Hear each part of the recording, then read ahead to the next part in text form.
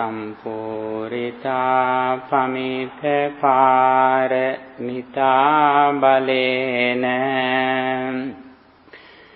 විද්වංසියෝ කිල කිලේස සමෝල ජාලං තේනේව ලන්ද අරහම් අරහෝති නාමං වන්දාමි බුද්ධ මමලං හදයේ තපෙත්වා සමන්ත චක්කවාලේසු අත්‍රා ගච්ඡන්තු දේවතා සද්ධම්මං මුනි රාජස්ස සුනන්තු සග්ග මොක්ඛදම් ධම්මස්සවන කාලෝ අයං බදන්තා ධම්මස්සවන කාලෝ අයං බදන්තා ධම්මස්සවන කාලෝ අයං බදන්තා නමෝ තස්ස භගවතු අරහතෝ සම්මා සම්බුද්දන්ස නමෝ තස්ස භගවතු අරහතෝ සම්මා සම්බුද්දන්ස නමෝ තස්ස භගවතු අරහතෝ සම්මා සම්බුද්දන්ස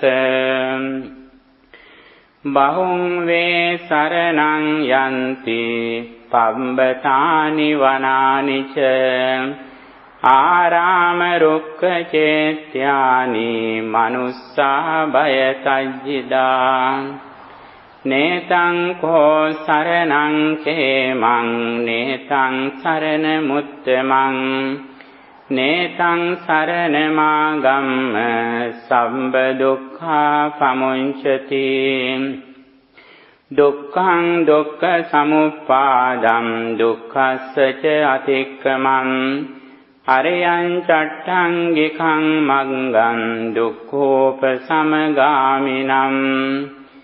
ඒතං කෝ සරණං කේමං ඒතං සරණ මුත්තමං ඒතං සරණ මාගම්ම සම්බ දුක්ඛා පමුංචති. Homage to the exalted one, the worthy one, the perfectly enlightened one. Sadhu, sadhu, sadhu. Dear friends in the Dhamma, today we are going to explain very special 5 gathas, stanzas, which come in Dhammapada.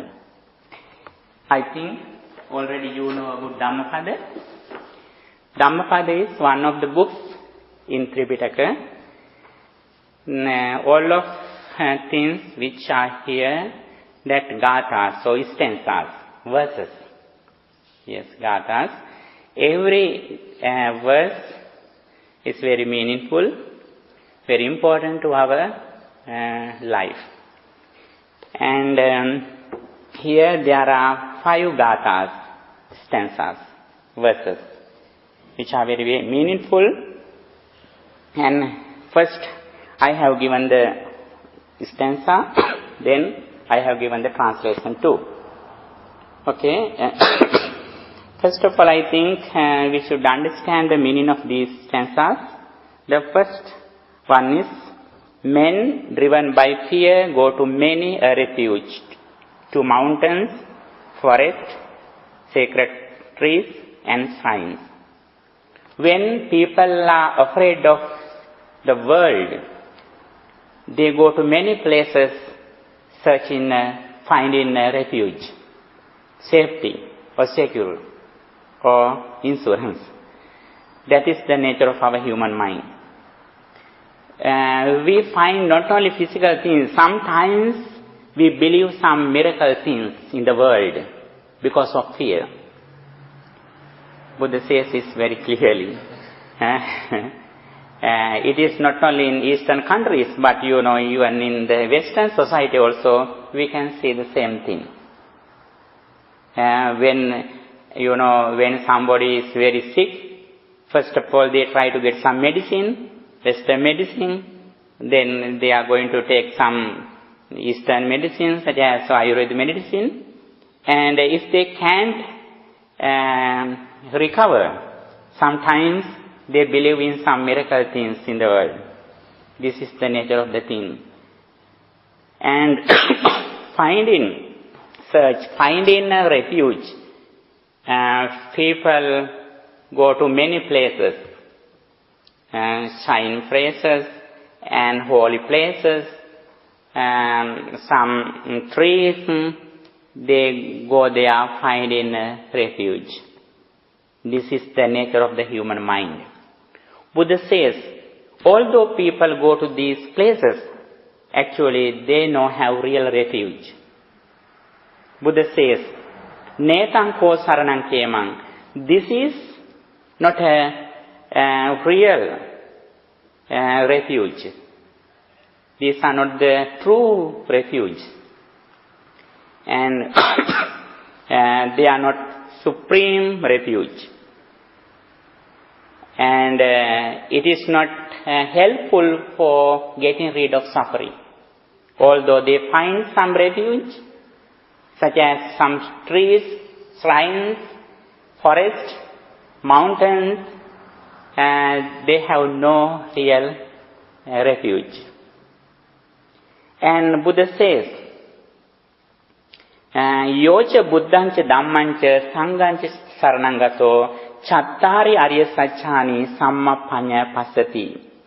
He who has gone for refuge to the Buddha, the sublime teachings, and his noble disciples or order,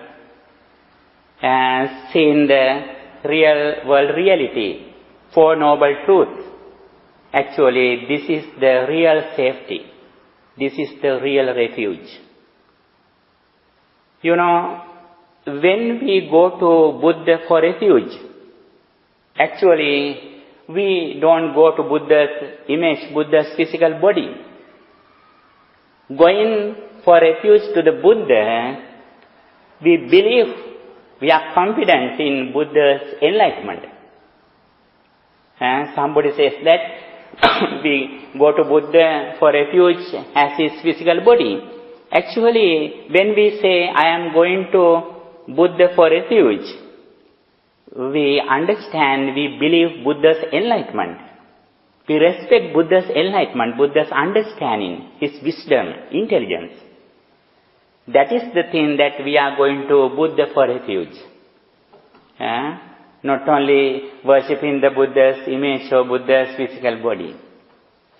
When we go to the Dhamma for refuge, actually we trust in Buddha's understanding and also the world reality, what Buddha realized, what Buddha understood. Actually, Buddha didn't explain his own idea. Buddha explained the world reality. Buddha says very clearly, whether a Buddha appeared or not in the world, this truth is forever, everlasting. This is the nature of what he taught.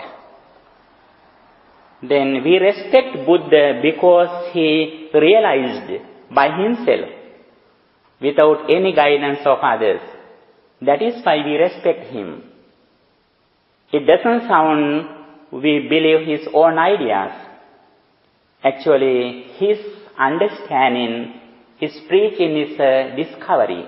As I mentioned before you, his teachings are discoveries. His teaching is a discovery. There are both things in the world, discoveries and creations. Okay? This building is a creation. This table also a creation. How about water, soil, oil, gems, jewelries? They are discoveries. We can create water or oil. Those are the things which we discover from the earth. Buddha's teachings also like that. He realized, he discovered the world reality, what happens to the world. When Buddha is not appeared in the world, then this truth is covered by ignorance, by delusion. He discovered the world reality and he realized it and he preached it to the world kindly. That is why we respect him. Then Buddha says, the real refuge is in the world is the triple gem. Triple gem means the Buddha, his teachings and his noble disciples. Buddha, Dhamma, Sangha. Buddha means Buddha's enlightenment. Dhamma means his teachings and his discoveries. And Sangha means the Buddha's noble disciples. Who are the Buddha's disciples? The people who gave up everything in the name of enlightenment. And also they give up everything what they have and they dedicate their entire life to holy life. And they dedicate their entire life for the longevity of the dispensation of the Buddha.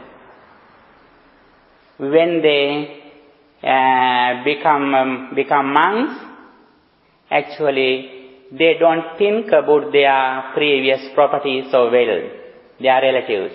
They give up everything, their parents, their sisters, brothers, relatives, friends, everything they give up. And also they dedicate their entire life for their mental health. They develop their mind with loving kindness and wisdom. You know, Buddha as well as his disciples, the main duty of theirs is developing, cultivating their loving kindness and wisdom. As I mentioned before, only these things that we have to develop. Loving kindness means metta. Metta means always we develop the loving kindness. We wish all of them, all of people in the world, not only human beings, but we wish all of beings in the world, human and non-human. And when we have loving kindness, we don't stop in loving kindness. We have compassion. When others have problems, we are ready to help them. We are helpful. We have a warm heart when people are suffering. That is also one of the qualities that who practice loving kindness. Compassion. Compassion. Loving kindness means metta. Loving kindness means karuna. And also mudita, sympathetic joy. Mudita. Mudita means when other people are successful, when others succeed, we are happy. We are not jealous. We have no jealousy when other people are successful. We think their success like our success. Like, parents are happy when their children are successful. We are also like that. We see other people like our own children. Mudita. The other thing is equanimity. It means we are middle in good and bad, and well then some problems among those both things we are middle. That is equanimity or upekka. Upekka.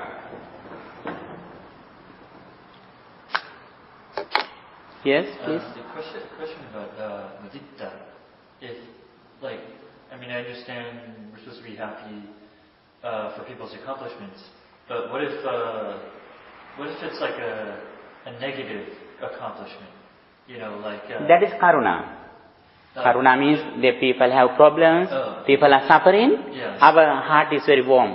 Oh, okay, so it's like we are ready to help them. Like a dictator, like somebody who, like a warlord who kills a lot of people, Mm-hmm. and then he becomes a powerful person. Mm-hmm. We're not supposed to have sympathetic joy. Yes, actually we can't be happy when other people are suffering. When other people are suffering, we have karuna, compassion. We are ready to help them. Even though we can't help them, our heart is very warm. We are ready to help them anytime that we can come, we can have. We try to help them. We try to save them. Because of the main thing is metta. When we have metta, when other people are suffering, we are ready to help them. On the other hand, when other people are unsuccessful, when other people are successful, we are happy. We have no jealousy. We are not jealous because of mudita. We are happy. On the other hand, in this moment, this step, we have equanimity. We have equanimity. We are middle. We are in the middle among good and bad. Sometimes we can control some things. Although when some people are suffering, sometimes we can't control them. Then we are equanimity. We are middle. We think about the karmic force. Because of karmic force, because of the effect of the karmic law, we can't control some things in the world. Even Buddha couldn't control some things in the world. I think you have heard when someone who is prince of a king, Prince Vidudava, came to Buddha's neighborhood, Buddha's hometown, and he killed a lot of relatives of the Buddha. Buddha 3 times tried to control it, but finally Buddha understood it cannot be controlled, because those relatives have done a very serious evil karma, demerit karmas. Therefore, Buddha also couldn't control them. Then Buddha was in middle. He was in equanimity. On the other hand, when other people are successful, actually they are also, some people are equanimity. When parents see their children's success, sometimes they are happy, sometimes they are equanimity. They think it is okay. These 4 things are very important. As the result of practicing metta or loving kindness, we have these qualities. On the other hand, when we practice wisdom is together with tranquility and wisdom, both are together. And also wisdom also can be divided into 2, the knowledge of karmic law and also the knowledge of the understanding of impermanence, dependent origination, causality. That is the heart of Buddhism. As I mentioned before, Buddha as well as his noble disciples try to practice these both ways, and Buddha developed these both ways to the maximum level.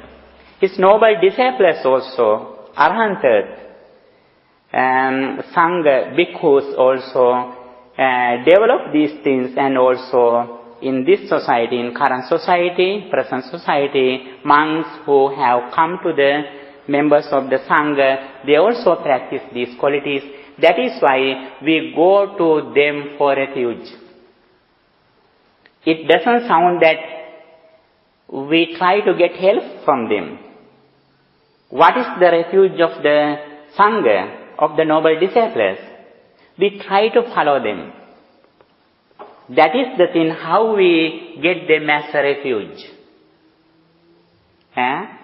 We get an example from their life.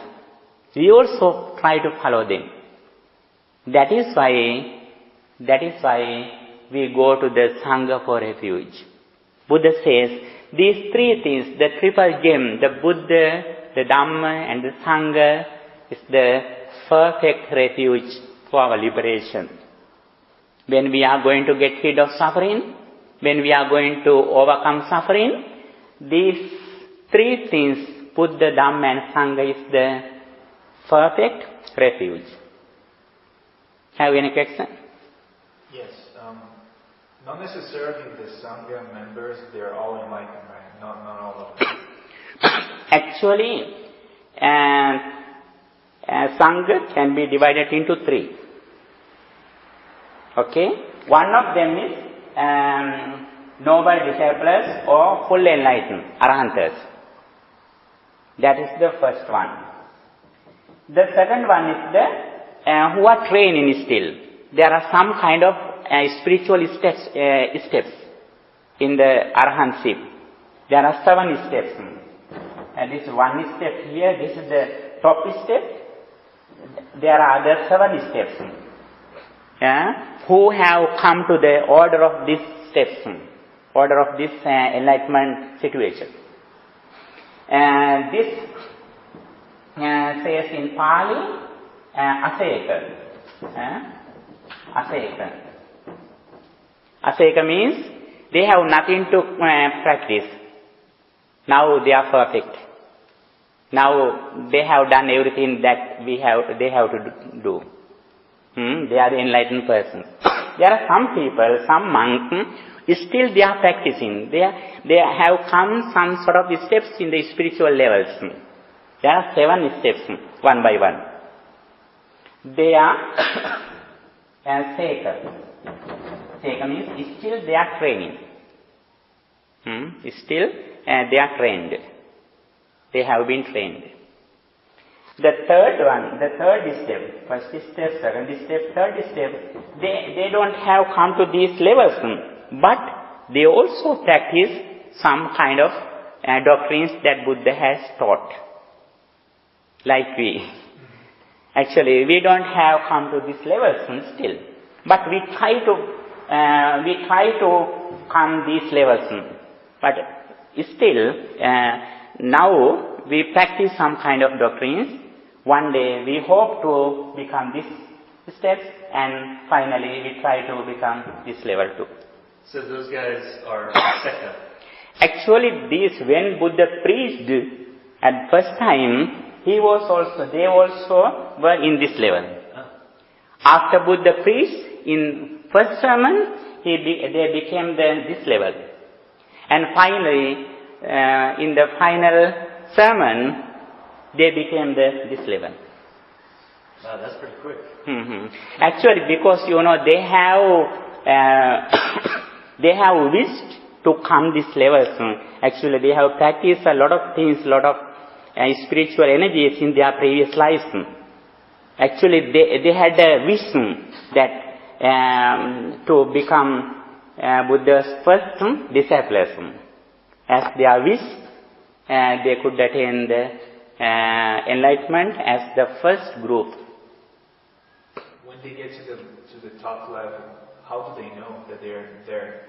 Actually, everything is knowledgeable. They are knowledgeable. When you are here, you know very well now you are in the second floor. Yeah. That is also like that. Do you know? It doesn't sound always they think, but never they don't go away from that situation. You always don't think, now I am in the second floor, now I am in the second floor. You don't think, but you are conscious. You never jump through this window. You know very well that down you have to fall down. You never do. They also like that. Consciously, they know very well now that they have come this level.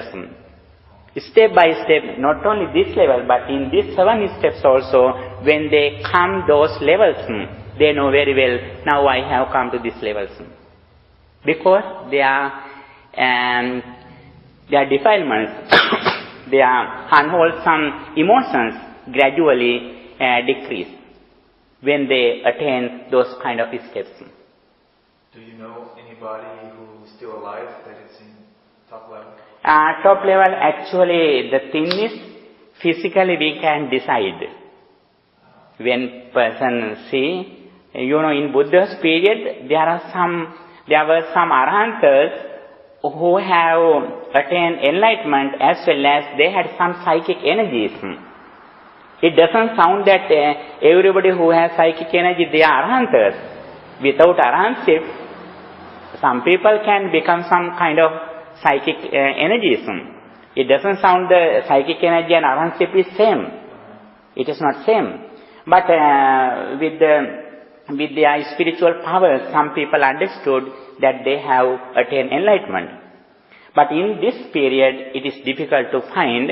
But however, when we associate some noble monks, when we associate some Buddha's disciples, we can get some decisions that they have come some kind of steps in these levels, in these 7 levels. You're not allowed to mention if you're enlightened already. You cannot say that you're enlightened. You just have to be quiet. The thing is, when somebody attain enlightenment or some steps in enlightenment, usually they don't tell it others. It is a rule in Buddhism. In Buddha's period, some monks said it to others, but Buddha prohibited it. Don't tell it. But sometimes we can say, if we associate very close friend or close our disciple, for encouraging them, as an encourage to them, we can tell them our experience. But publicly, we don't say it.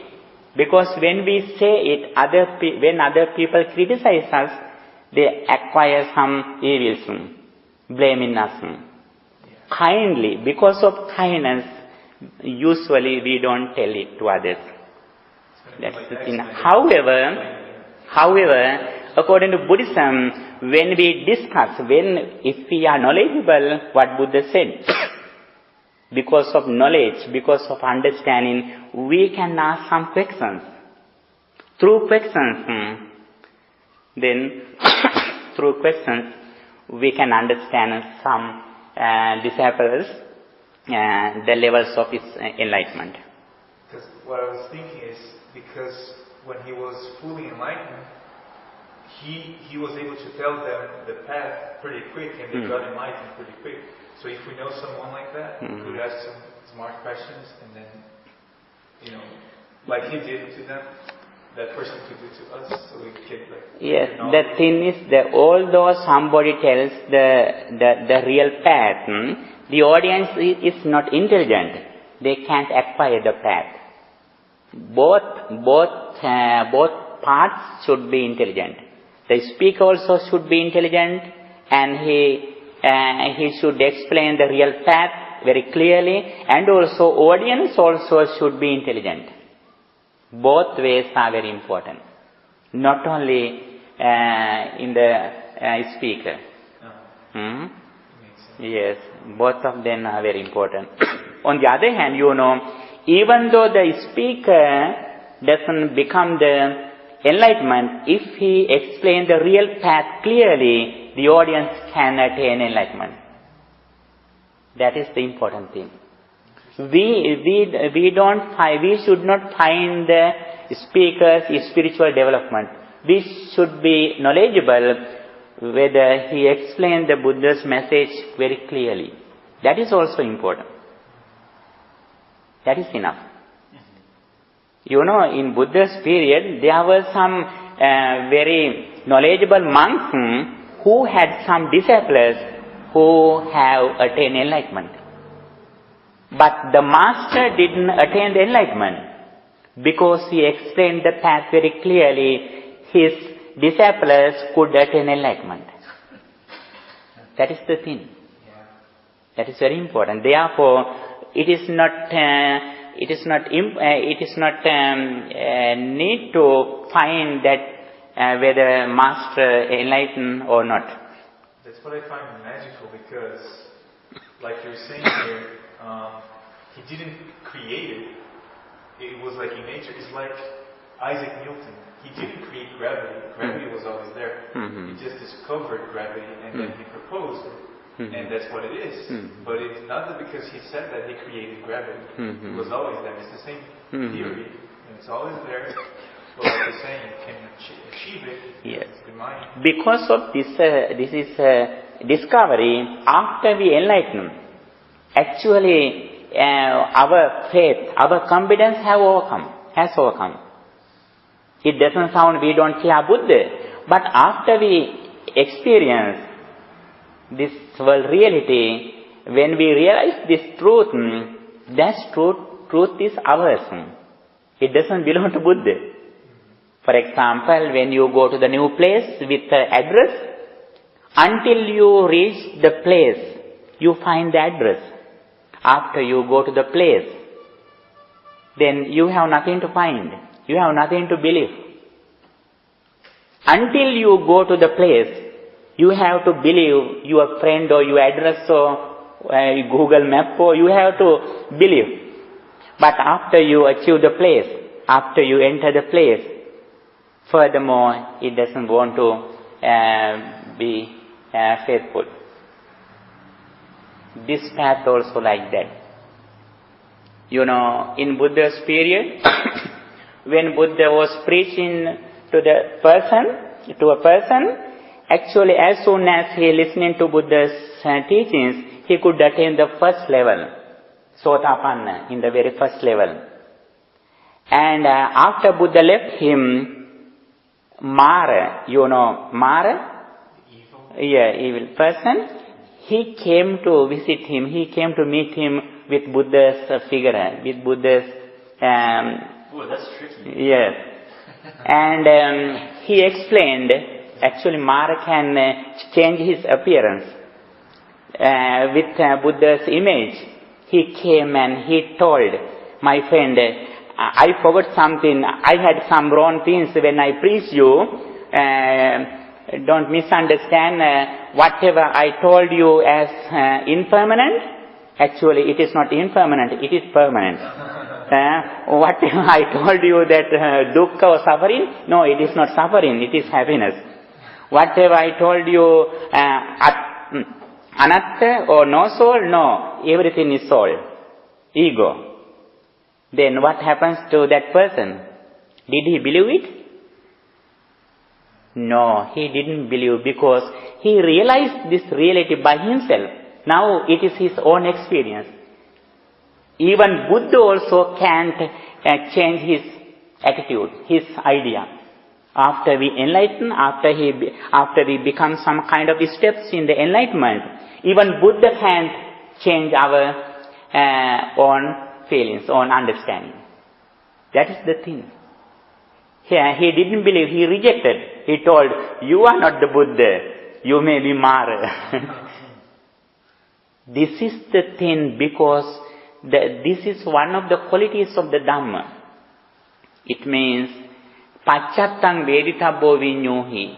This reality should be realized by ourselves as intelligent persons. After we realize by ourselves, it is our own experience. It cannot be destroyed by other people. This is the nature of practicing the Buddha's teachings. Even Buddha can change our understanding after we enlighten. The first thing is, Buddha says, the other refuge are the not real refuge. If we are going to Buddha, Dhamma and Sangha, this is the real refuge. Buddha means Buddha's enlightenment. Dhamma means Buddha's teachings, what he realized, the world, reality. And noble disciples, Buddha's disciples who attain enlightenment and still they are attaining some steps, and also who are wishing to attain some steps of enlightenment. We try to follow them. They can save us, but we get them as a refuge, as followers. We are also going following their path, their correct path. That is why we get these three things as refuge. With this understanding, the important thing is the understanding, listening to and understanding what Buddha said. The confidence in the triple gem increases because of our understanding what Buddha taught. As much as we can listen into what Buddha taught, then our understanding is going to be clear. Then day by day we go forward with knowledge, then confidence gradually increases in the triple gem. Nobody can change it. Okay? Then with this understanding, the spiritual thing is we should understand the paths that Buddha explained. Buddha explained both paths. There are two paths. One of them is the heavenly path. Here, I didn't tell it here. But as I mentioned before, in 3 pages, in first 3 pages, I have explained the qualities of the Buddha, Dhamma and Sangha. Then, when we have confidence in the triple gem, we have understanding what Buddha said. Buddha said the heavenly path and the path of liberation. Heavenly path, for the heavenly path, we have to develop the 3 meritorious deeds. Dana, Sila, Bhavana. Dana means generosity, Sila means morality, Bhavana means meditation. These 3 things should be developed by a person who wishes to attain good life after death. This is the very essential, because all people can attain enlightenment directly and visibly and very soon, immediately. Therefore, the first thing is the safety. Safety is first. You know, safety is first. What is the safety that Buddhism has recommended? The safety from going to hell. Down there. Yes, down realm. Down realm. Because then it's going to be easier if you're here. Yes, very good. The first safety is that not to go into hell. We should have a confidence. We should have a confidence that we don't go to the hell. We don't go to the lower realms. That is the first thing. As much as we do some meritorious deeds, when we purify our mind from negative thoughts, lustful desire, anger, delusion, when we decrease these negative emotions, unwholesome emotions from our mind, we are able to overcome the hell or lower realms. This is the first thing that Buddha has explained. As soon as you meet a person, if you have a good friend, very close friend or relative, the first thing that you should do, please guide them to not to do evil. And please guide them to do good deeds, wholesome deeds. This is very important. What is the reason? Why do you help them? Actually, after they die, you are the person who is suffering a lot. After they die, if you are sure that they have not go to hell, then you have some kind of some good feelings.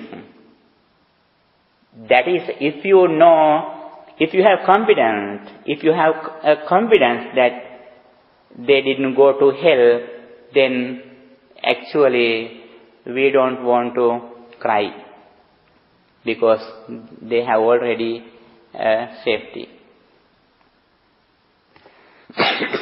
This is the first thing that Buddha explained, the heavenly path. Heavenly path means that the way go to the human realm or divine realm. So, I have a question. Like Mara, Yeah.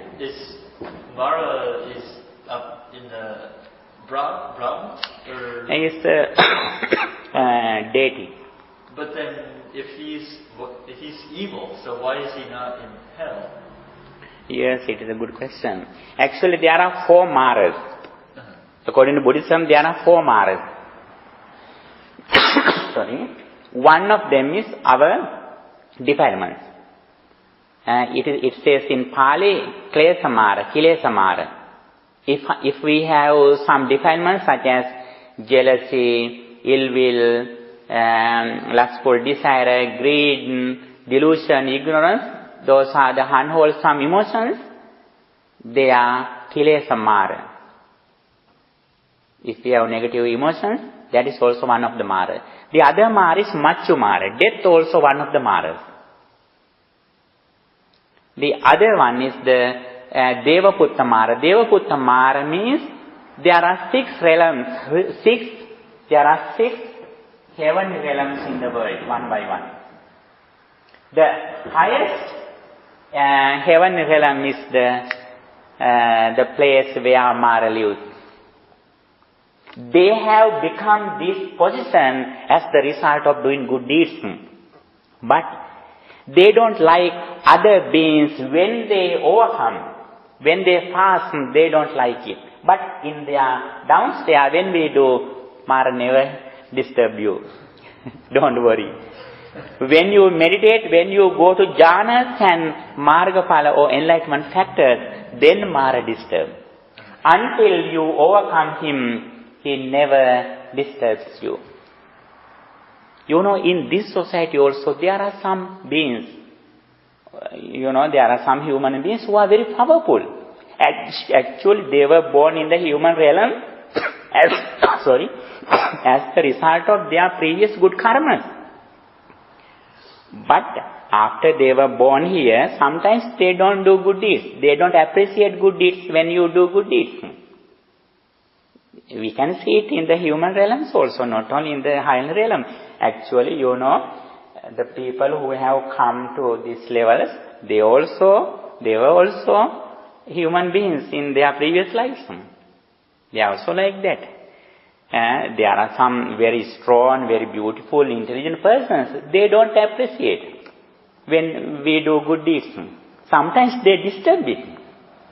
It is the world really. It is the nature of the world. But this is the very important place, very special place that where Mara lives. Although they have become this position as the result of their good karmas, meritorious deeds. But after they were born there, they don't disturb others. They disturb others when other people pass them. When other people overcome them, they disturb. But when we are under him, he doesn't disturb. Don't worry. When you play, when you go to the parties, when you drink alcohol, never he disturbs you. He likes it. He likes to keep us down. Yes, he likes to keep us under control him. When they develop our mental health, spiritual development, then he disturbs. That is the thing. But then just because they're there, it doesn't mean that they necessarily know the message of the Buddha. They're there because of good deeds, but they might be ignorant of the message, right? Actually, Mara is one of the person who has a duty to disturb others. He also thinks, Buddha explained one day, he also thinks sometimes when I finish my duty. Actually, it is not. It is also impermanent. That position also impermanent. One day he will miss his place and his duty. But under his duty, he has to do these things. For example, in this world, when somebody becomes a president or king, he has to kill other people. He has to manage some wars, battlefields. Because of his duty, he has to do. Even though he doesn't like it, sometimes he has to do it. This post also like that. That is why Buddha said, Mara also thinks sometimes when I overcome my duty, when I finish my duty. He also likes to become this position and he also likes to develop good qualities. But according to his position, according to his duty, he can do it in his position, in his level. But one day he also likes to become a monk and develop his spiritual development. One day he also likes to become arahant. So it's just part of the order of the cosmos. It's inevitable that Mara exists. So everything in the universe like, I mean, like we're human beings, but it's just inevitable that we have developed here on Earth, that we've evolved here, just like anything else, like a mountain or trees or minerals. That's part of the universe. Is that right? Yes, those things part of the universe. Mara can control them. Mara also one of the persons who is under control them. But Mara can control some things in the world, like our mind. Sometimes he disturbs our mind. But Mara can control the world. Mountains, actually everything is happened in some kind of circle and some kind of nature in the world.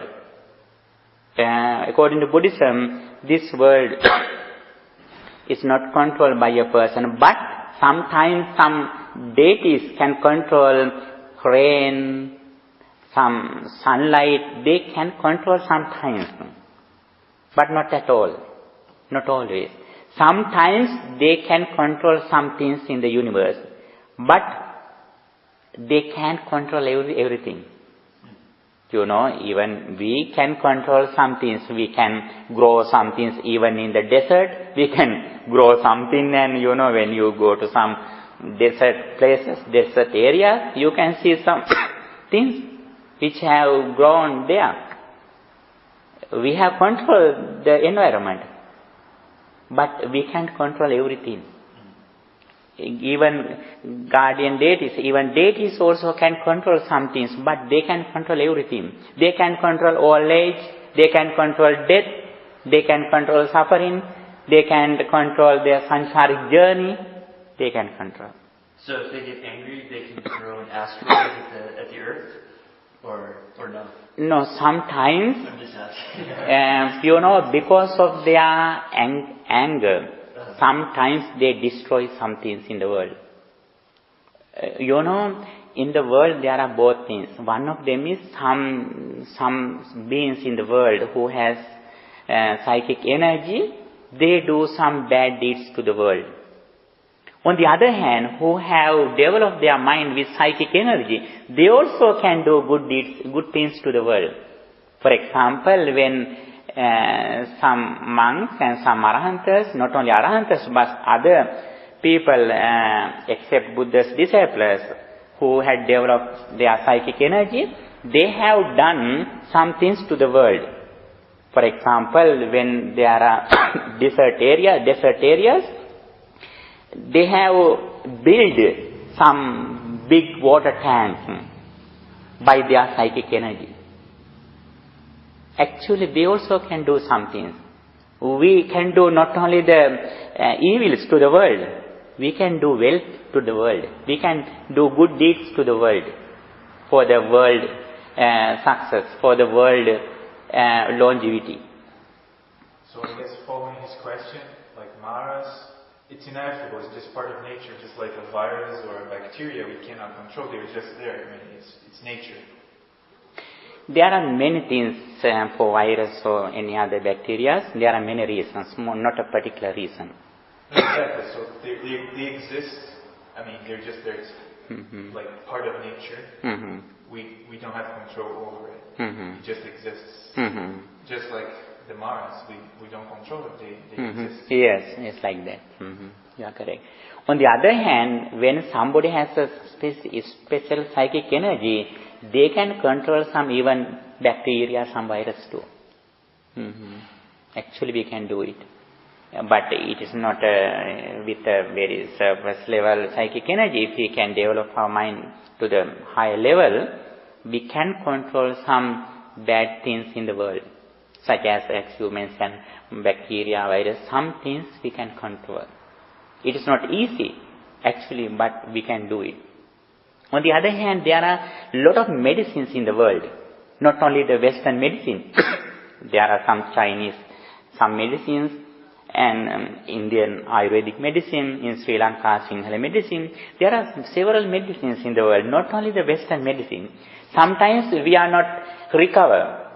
We don't get recovery from this medicine. When we go to Sri Lanka, Within 1 week, within few days, we can recover our sicknesses. This is also like that. There are some energies in the world. We can control something, some sicknesses, some things we can control. But however, although we can control our illnesses, some geographical things, although we can control it, there are 3 things that we can control. That is why we need the Buddha's teachings. One of them is old age. Second one is death. Third one is rebirth. These 3 things cannot be controlled by any people. That is why we should find a spiritual teacher and his teachings. You know, although I protect you, I can control you only maximally 100 years. It is not the real safety. Although we are full successful in this entire life, when we compare the whole samsaric journey, it is like just one. It is not a long time. That is why Buddha always tried to help the people with a long time, with a real refuge. If we give some food for you, it is useful only 1 or 2 days.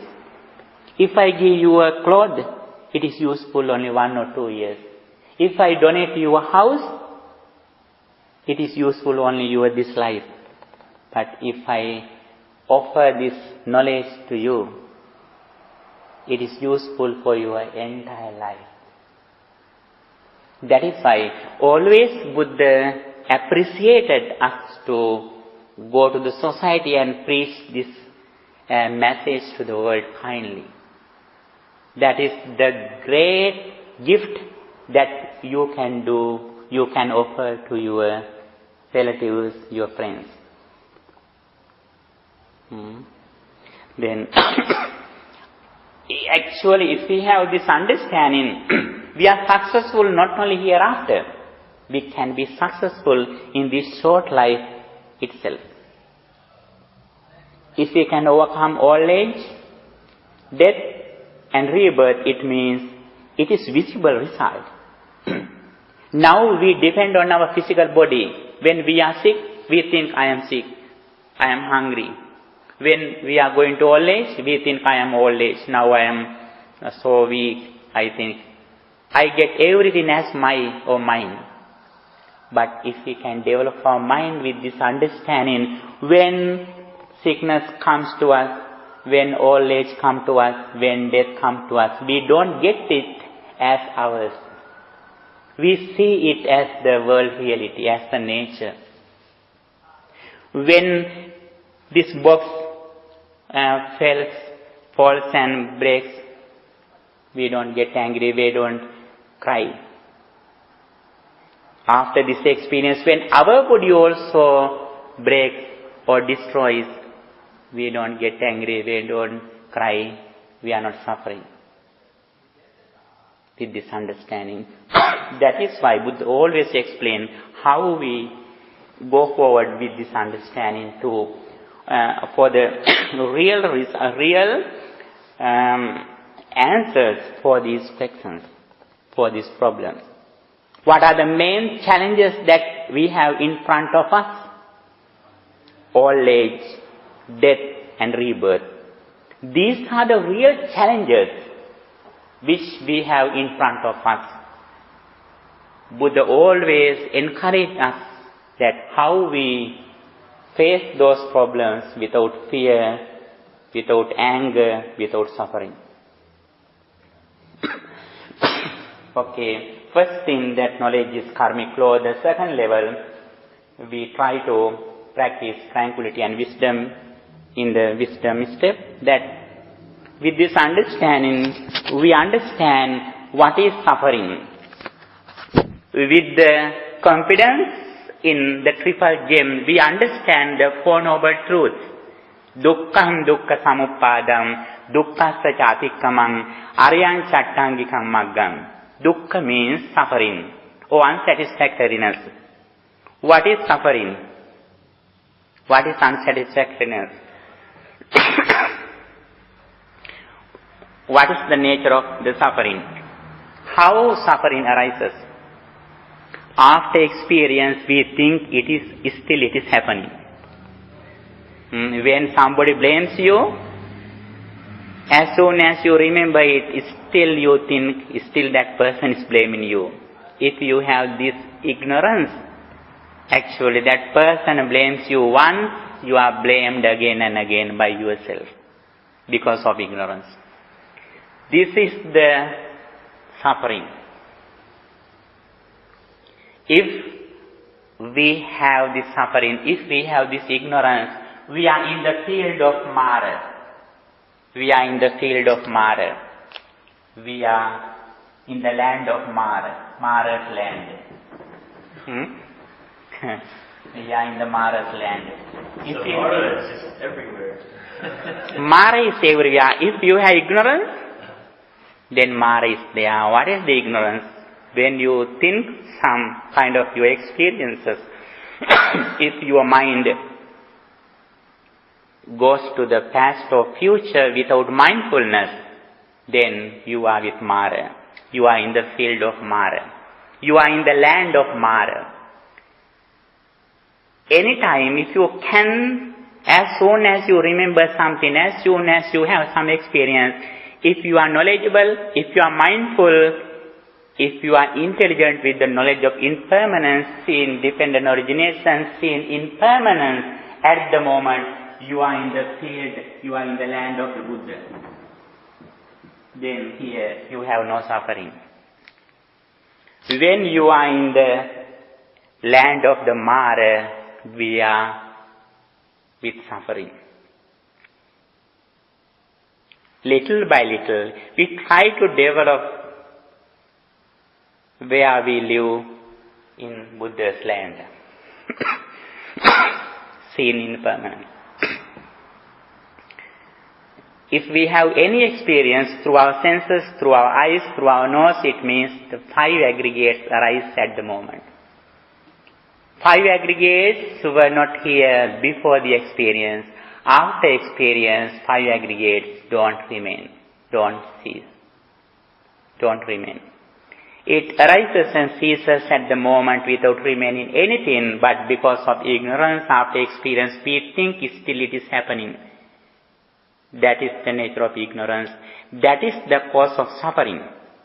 Little by little, we try to overcome this misunderstanding, ignorance, delusion. Our success, our proficiency, our happiness completely depends on how far we are clever to think, how far we are reflect on impermanence.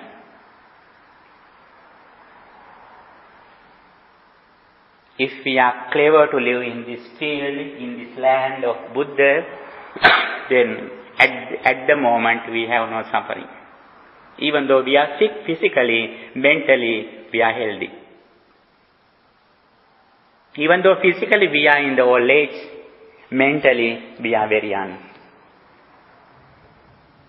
Because we have control, we have trained our mind completely. Little by little, by practicing tranquility and wisdom, day by day, we should try to develop the time that we practice these things for the success, for the real happiness. For that, Buddha has recommended the Noble Eightfold Path.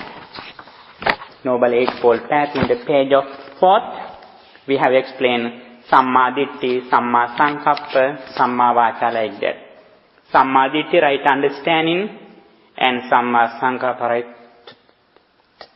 thoughts, and Samma Vaca, right speech, Samma Kammanka, right action, Samma Ajiva, right livelihood, right effort, Samma Vayama, right mindfulness, Samma Sati, right tranquility or concentration, Samma Samadhi. day by day, we should try to practice these steps with our understanding what Buddha taught.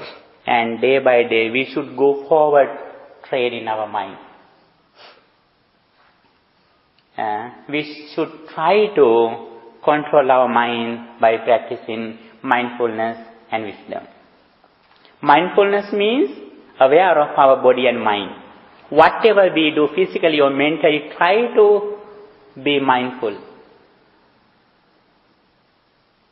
It doesn't sound you do very slowly. You can do anything very fast, no problem. But we should try to do it consciously, mindfully, with awareness. Then we have no mistakes, we have no defilements in our mind. Take care of your mind from defilements. There are three main unwholesome roots which disturb our peace of mind. Desire, greed or lustful desire, and anger or ill will, and delusion or ignorance. These three major unwholesome roots which disturb our peace of mind, which steal our peace of mind. Don't give any chance to steal your inner qualities to these three persons, three things. If we are intelligent, if we are mindful, if we are knowledgeable, we can overcome these defilements from our mind. We can do anything, it doesn't matter, but especially we should be aware of our mind. What kind of emotions at the moment that we have? Anger, compassion, loving kindness, delusion, greed, jealousy. What kind of emotions at the moment now we have? We should be knowledgeable. We should be mindful. We should be intelligent. Then those negative emotions can't live furthermore in our mind. They go away. If we have wholesome thoughts, such as compassion, wisdom, generosity, then those positive thoughts live in our mind forever. It means we are strong with positive energy. So when you are mindful and you realize, okay, now I have anger or attachment or desire, what can we do in that moment? Because you realize that you have that. What can you do in that moment too? Actually, at the very beginning, in the surface level, for getting rid of desire or lustful desire, we practice generosity. We offer something to others in the very first level. For getting rid of anger, we practice loving kindness. Very first level. But when we go to the higher level, as soon as we see the impermanence ceasing and arising, we have no desire or anger. This is the main switch. Understanding of impermanence is the main switch. When you put off the main switch, you don't want to put off the switch of fridge, heater, microwave. We don't want to put off the switch of those other instruments, other devices. Main switch is the delusion or ignorance. If you can put off the switch of delusion, then you are intelligent. You are seeing impermanence with the knowledge of dependent origination, ceasing, arising and ceasing of five aggregates. If you know very well, after you go away from the figure of mirror, you never have big attachment or ill will with the figure in the mirror because of intelligence. Our natural life also like that. At the moment, if you think, if you reflect on impermanence, at that moment, you have no any desire, anger, jealousy or ill. But at the very first level, we practice some techniques, such as generosity, loving kindness, breathing meditation. Those techniques we use in the primary level. But when you go upper level, with the understanding of impermanence, you are powerful to control all other lower level negative defilements and emotions. But you still have to meditate, right? Yes. This time, this level, we have to develop again and again samatha and vipassana meditations. Samatha meditation means that we try to train our mind live in the present moment. Practicing such as loving kindness and breathing meditation. Those are the techniques that we use to develop mindfulness to live in the present moment. With the concentrated mind, when our mind is very silent, controlled, then with the concentrated mind, we think about impermanence, ceasing and arising of the five aggregates. We have to develop the time that we practice impermanence little by little. As much as we are ready to reflect on impermanence at that moment, we have no other lower level defilement for negative emotions.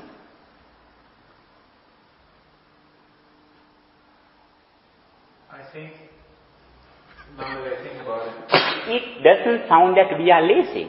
Actually, we are so active. when a person becomes arahant, actually sometimes he sleeps 1 or 3 hours per day. He is so active, he dedicates his entire life for the world.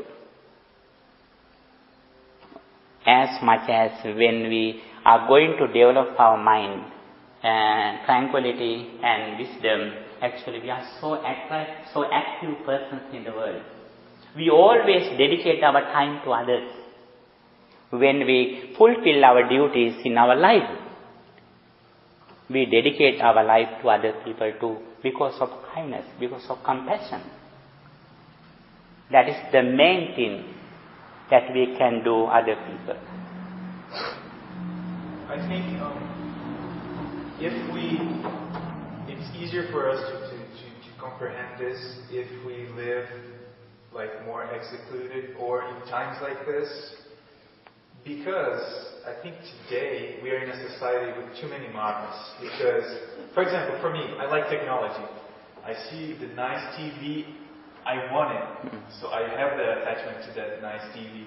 Or, things like you're in traffic and you get angry in traffic because, we are living in a huge metropolis.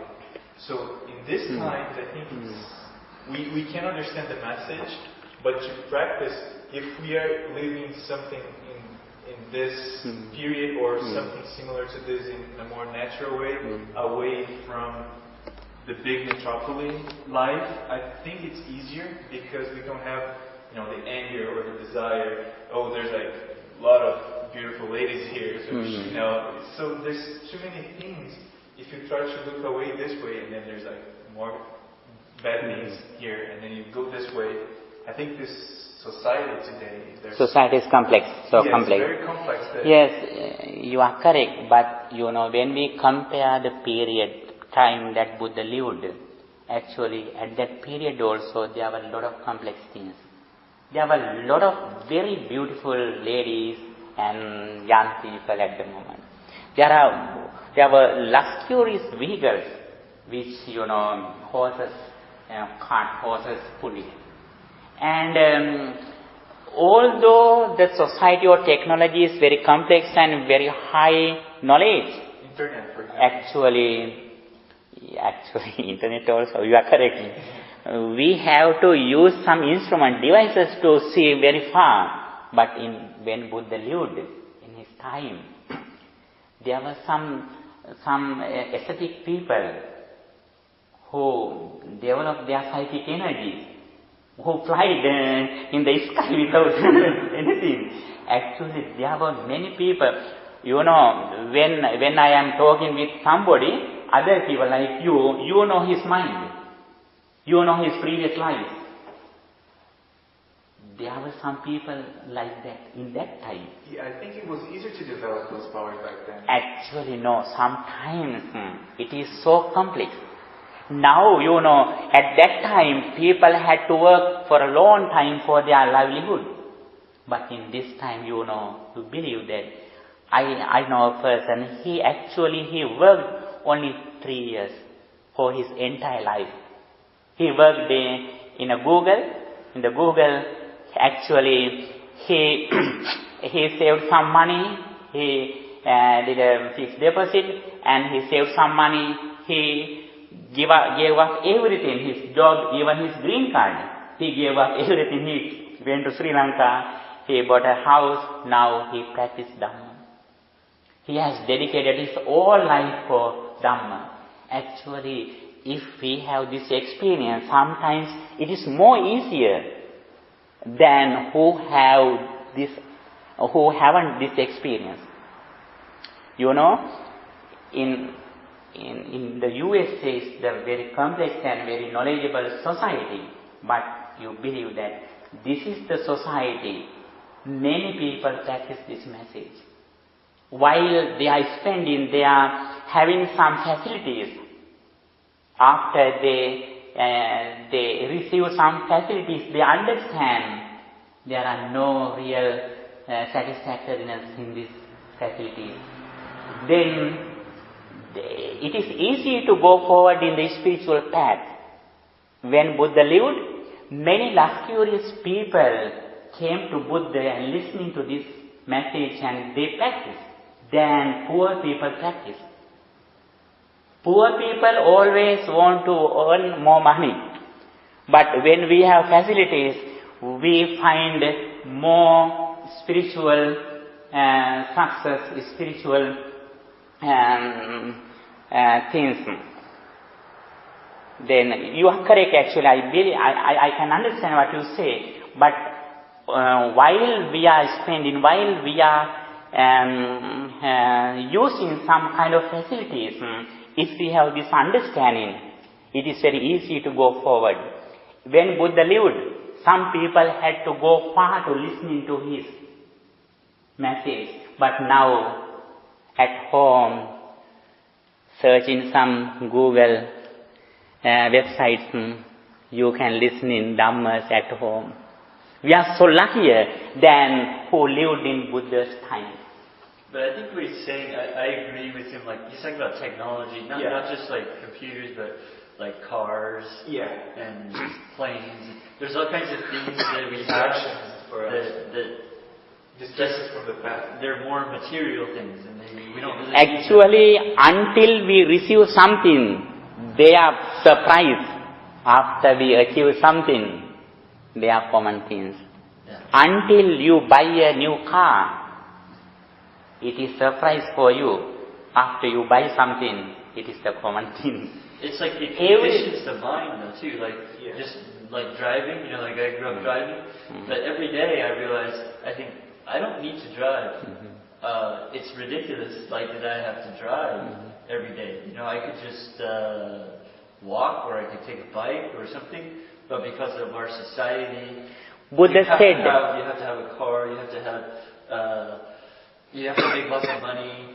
You know, I can understand what you say. Buddha said the defilements is not the outside. The defilements are not like cars or airplanes or other things.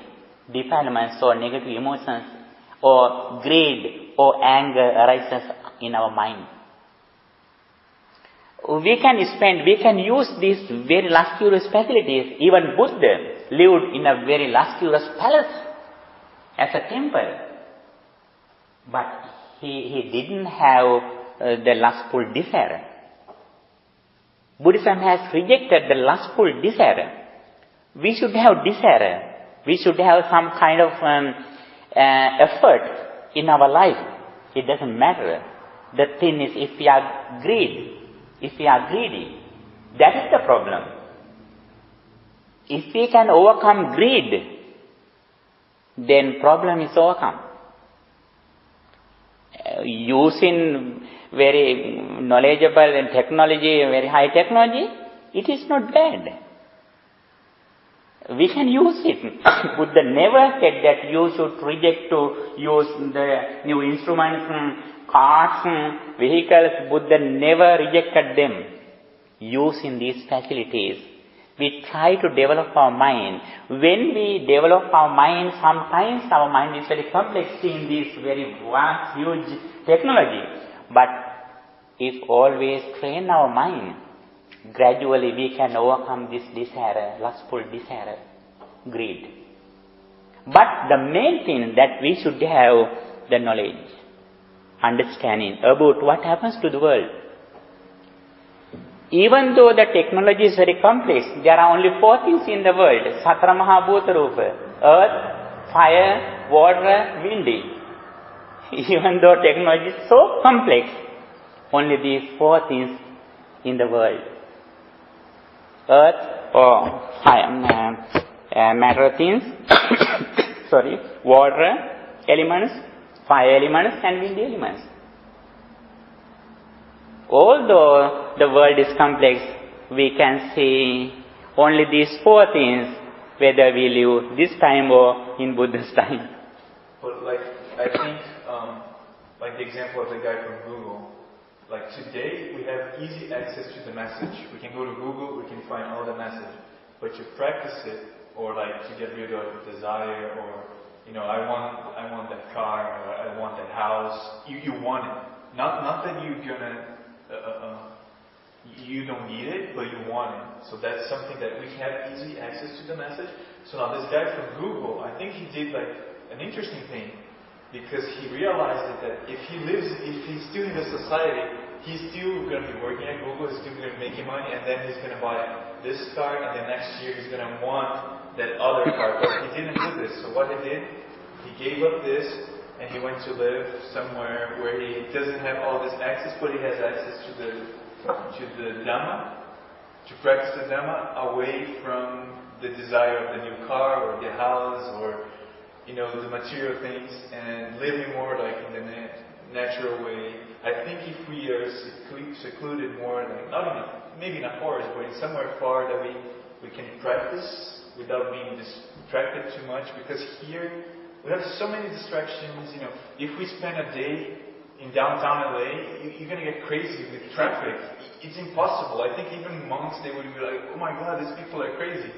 Actually, the place where it's complex is the proper place that we can see the result, what we practice.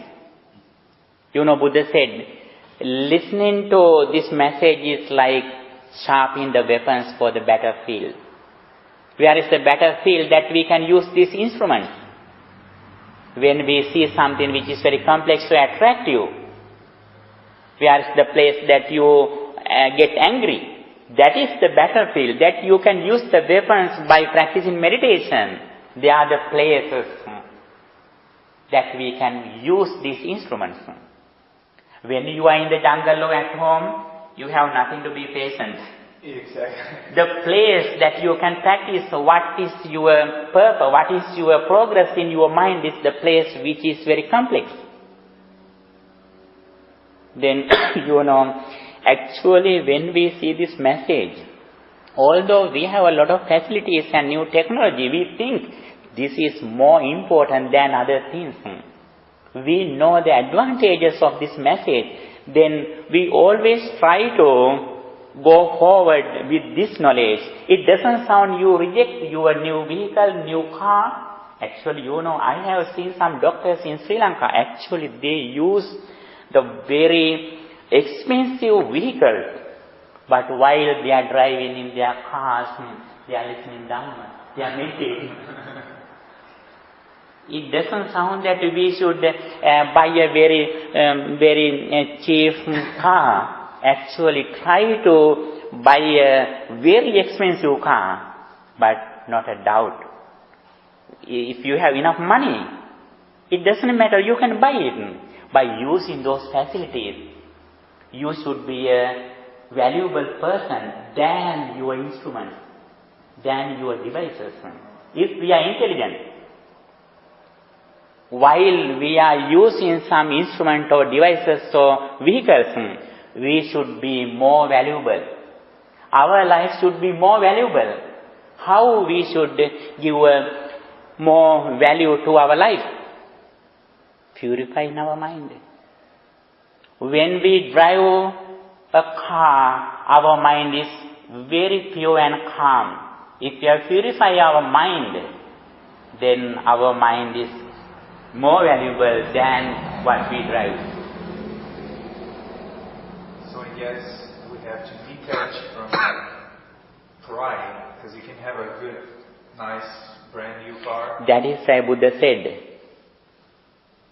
there were some disciples who became monkhood, giving up their crown, their kingdom. There were some disciples who ordained giving up their farm, their very small land. Buddha said, I tell you, both of them are same. I don't think the prince is better than the farmer. I don't compare them, both of them are same. Because when that poor person have greedy for his land, in the same way, the prince likes his kingdom. That is why Buddha said, I say both of them are same, who is the prince and farmer. And now if you have a motorcycle, you have a greed for your motorcycle. If I have a Pajero or Prado or Land Cruiser, then I have the same desire, same greed, not desire difference. Then the most important thing is how far we have purified our mind. Buddha never said, don't give up your instrument, devices, your valuable vehicles. Buddha never said. But we don't Why? really need that. If we take the practice seriously, and we get to a certain point, we don't. You are correct. You are correct. When we are going to practice seriously, we have to remove them in short period, or sometimes long period. Then we can practice it easily. But it doesn't sound that compulsory we should give up everything. It's like the Buddha wouldn't be driving around in a BMW. I don't imagine. Be like, hey, you have to come here. Yes, you are correct. You are correct. Actually, when we practice, when we go to the deep level, we have to remove everything. You are correct. But it should be happened mentally. Even though we have gave up everything physically, if still I am getting them mentally, actually we have no real renunciation. The renunciation depends on how far we have removed them from our mind. That is very important. I have seen a lot of disciples who practice this message. Sometimes there are some persons who have many facilities. They practice more than who practice this message with few things. They have more qualities. Sometimes I think they have more psychic energy too. Actually, it doesn't sound that we have to, Buddha said that sallahuka buddhi. It means we should then use few things when we go to the path deeply. Actually, we have to use only few things. Sometimes we use only our robes and only ball. We are like birds. It is very easy to practice these things. But although some people give up everything, actually mentally they have some kind of problems. Therefore, physically we have to give up something little by little. On the other hand, mentally the important thing is the giving up desire, anger and delusion. Those are the things that really we have to give up, not only physical things. Yeah, I think that's the thing to overcome, to get rid of those three, to the point where you have your house, your car, and you don't care. Say, I don't care about this BMW or this house. If I don't have it, as long as I understand this knowledge, it doesn't matter. But for someone that is in that level in society, I don't think it's easy unless you're really, really successful that you've seen everything, like say Bill Gates. I think he could get to the point like, I've seen everything, I've experienced everything, so I don't care. So he donated a lot of his money. But when you're in a position where you have your house and your car, you're using it, but have you get rid of your desire to the point where you can say, I don't care about this BMW, you can take it, donate it. That's the thing. But if you're in a more humble scenario, you don't have that. So say, hey, here's my shoes. I don't care about my shoes. It's different than a house or a business. Say, I don't care about this business. Here you can take it, sell it, and donate it. So when you get to that point, then you truly got rid of desire, of attachment. Donation, we usually do the physically. Although sometimes we donate something physically, mentally we have caught something. Attraction or attachment have with 5 things. Not only form things or physical things. Perception, feelings, mental formations and consciousness. For example, I can say you something. If I have enlightenment in this moment, okay?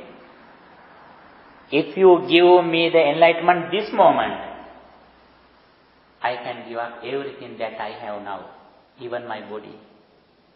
I can offer my life to you. If you give me enlightenment this moment, I can jump to the hole where lions live.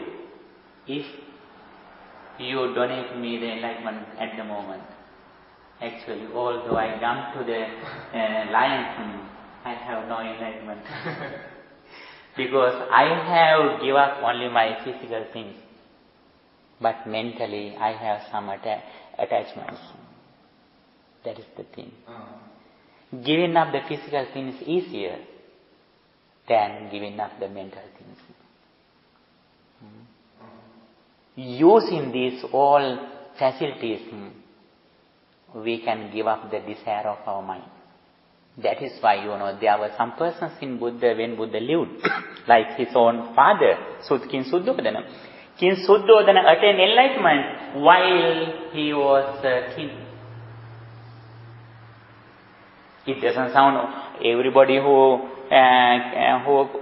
were kings and attained enlightenment, but I got an example for you. While he was spending his kingdom, he could attain enlightenment at the end of his life. Attachment is not only for the physical things. All material things, only one thing from 5 things. Rupa, Vedana, Sannyas, 5 aggregates. We should have to avoid, we should have to overcome the attachment for these 5 things, not only the physical things. Giving up the attachment to the physical things, very, very easy. Yeah, like feelings, I don't think feelings yet. At 1 second, I can give up all things that I have, even within my parents. Yes, I was going to say feelings. Feelings for your parents. Actually, physically, I am telling you, physically, materially, I can give up everything in second. But feelings still, it is very hard. That's the thing. That is why Buddha said the more important thing is giving up our attachment with our mind is the more important than we give up as material things. So desire is while we are using these facilities, Buddha has explained the path, how we get rid of suffering, how we overcome defilements, unwholesome roots from our mind. For that, this is the path, eightfold path, from right understanding from right understanding to right tranquility. Little by little, day by day, we can practice this path. Okay, we discussed a lot. Thank you for your coming, and especially I thank your questioning. It encouraged me, and it promoted me, and I encourage you to ask more questions in... You got to the 7th panel now? I hope, I am hopeful. Thank you, I am hopeful. But however, I try to live in the land of the Buddha. Yes. Even though just now I can come to become this level, I try to live always in the land of the Buddha, in Satara Satipatthana, in the four mindfulness, fourfold mindfulness. Okay, thank you for your coming. Today we discussed 5 stanzas in Dhammapada. In Buddha Vagga, it is very important. Here it is said what is the real refuge, sublime refuge for our safety, for our security in our life. And first of all, Buddha has explained here the importance of the confidence in the Triple Gem. After that, Buddha explained the importance of understanding the Four Noble Truths. What are the Four Noble Truths? Dukkha Satya, the truth of suffering. Samudaya Satya, the origin of suffering or the cause of suffering. The third one, Nirodha Satya, the cessation of suffering. And Magga Satya, and the cessation that leads to get rid of suffering. As much as we can understand this path, we are on this path. We have practiced this path. Understanding of 5 aggregates, understanding of desire and delusion, and also understanding of how we overcome the ignorance or delusion, and what is the path that leads to get rid of suffering, the Eightfold Path, Noble Eightfold Path, Ariyatangika Magga. Okay, let's try to practice this path as much as we can. Day by day, we try to go forward with the understanding of the Dhamma, and we try to decrease our defilements, desire, anger and delusion, and developing wisdom and mindfulness. Okay, I wish all of you, by the power of all these merits that we have accumulated at the moment, may our departed relatives also receive these merits. By receiving these merits, they also attain good life, and finally they also attain final bliss of liberation. With that intention, let's transfer these merits for our departed relatives too. Idamme ñātīnaṃ hotu sukitā hontu ñātayo. Idamme ñātīnaṃ hotu sukitā hontu ñātayo. Idamme ñātīnaṃ hotu sukitā hontu ñātayo. By the power of all these merits, may guardian deities and angels also receive these merits, and they also attain good life, and finally they also attain final bliss of liberation. With that intention, let's transfer these merits to guardian deities and angels too. Ākāsattā ca bummattā devānāgā mahiddhikā puññantaṃ anuhodittvā ciraṃ rakkhantu sāsanam. Ākāsattā ca bummattā devānāgā mahiddhikā puññantaṃ anumoditvā ciraṃ rakkhantu desanam. Ākāsattā ca bummattā devānāgā mahiddhikā puññantaṃ anumoditvā ciraṃ rakkhantu tvaṃ sadā.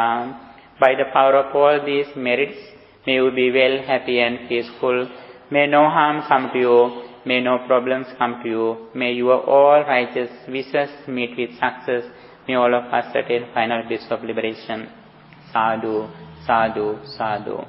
Dukkhappatā ca niddukkha, bhayappatā ca nibbhaya, sokhappatā ca nissokha, antu samveti pānino.